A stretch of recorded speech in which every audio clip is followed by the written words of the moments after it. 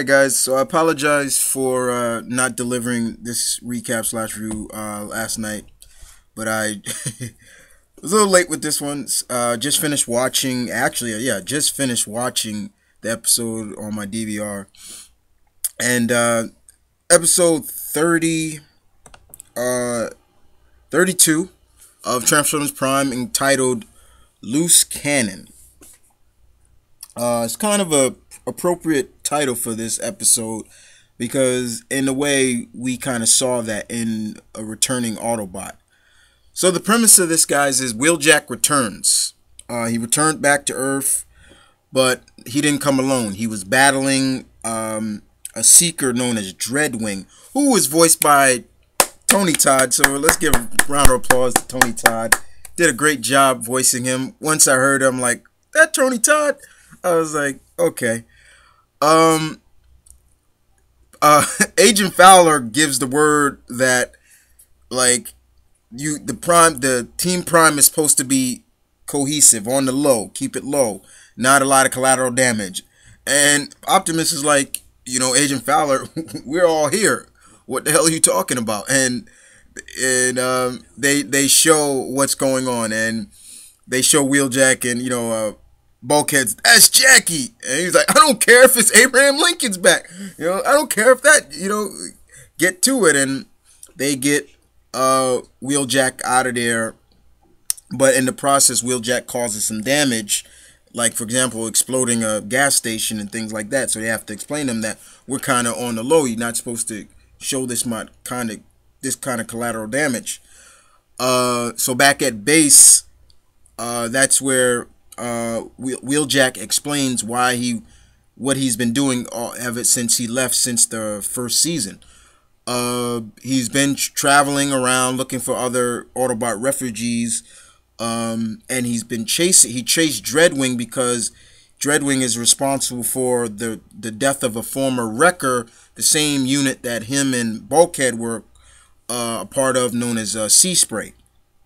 And basically Wheeljack pursued Dreadwing back to Earth. Dreadwing basically reestablished himself with Megatron, and it's also because he wants to know, is it true that his brother Skyquake is dead? They seem to share a spark together, and basically, yeah, Megatron explains him, yeah, it did happen, but it wasn't under my watch. Basically, he shows it. Basically, he shows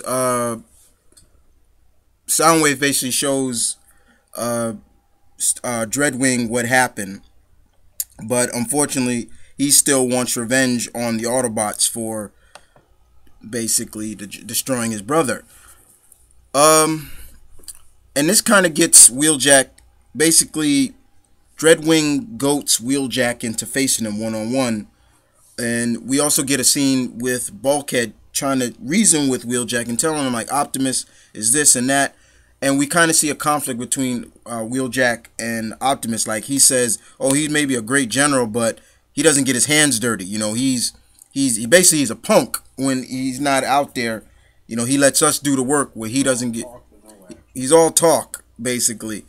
But when Dreadwing basically captures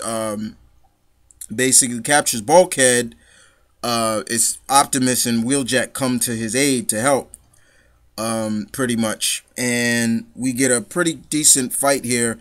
It was kind of funny because actually, even when Megatron basically communicates with Dreadwing and tells him, like, I thought I ordered you not to do this. And he says, but I have to, for the memory of my brother. And even if I take out Optimus, it basically get brownie points with you. So even Megatron is like, well, we know this is not gonna end well, because basically shows that Megatron has respect for Optimus. Like, he's not gonna go down easy. So in the process, Dreadwing has Bulkhead captured. He even has him all pinned up. He's got a bomb on him, and Wheeljack is trying to disarm the bomb, but even Bulkhead knows that it's up to Dreadwing to release it. So basically, it comes down to what you're gonna do. Basically, is it up to it's up to Dreadwing. So how are we gonna persuade this guy to disable the bomb? And pretty much, Optimus says, okay, if you don't, we're all gonna die together. And basically, Dreadwing is like, okay, so be it. But he leaves them with a parting gift at the end. And basically, we see another edition of the Decepticons with under Megatron's rule. Dreadwing rejoined back up with the Decepticons for good under his law, under his rule. So back at base, it's the same thing, kind of the same thing with Wheeljack. He feels, he doesn't really know if he can be under a team and follow Optimus's orders as like that. But he did give Optimus his respect and was like, okay, yeah, you're not just all talk. You do get into the action. But Wheeljack is basically the other Autobots are like, Energon is really scarce, so you can't really fly off base anyway. Basically, Bulkhead even said, you're gonna come back no matter what. So what's the point?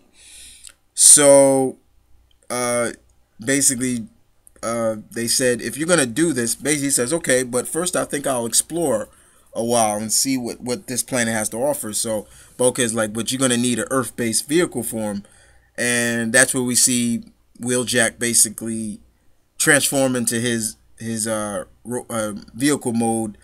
And I must say, his vehicle mode, it looked a lot like the Mach 5. I cannot deny that. That when he transformed into his form, he really much looked like the Mach 5. Dreadwing, once again, Agent Fowler's jet was scanned again, and Dreadwing took on that form. So yeah, of course, another flyer under the the Decepticon rule, but it was fine. But yeah, Wheeljack's form looks just like the Mach 5, no lie. If you didn't get another good look at it, and you tell me what you think of that. But other than that, this was a really good episode. It was fun. Tony Todd did a great job voicing Dreadwing. Hopefully we'll get to see some more Autobots and Decepticons come later on. Hopefully Wheeljack will join the group for good and not be like that. I hope he doesn't turn out to be kind of like the rebellious member, but also a lot of bit like Death Charge from Beast Wars. How Death Charge, he was a Maximal, but he really wasn't under the rule of Optimus Primal. So I'm kind of hoping that doesn't go that way as well. But other than that, episode 32, Loose Cannon, was really good. You guys tell me what you thought about this episode, and other than that, you guys take care.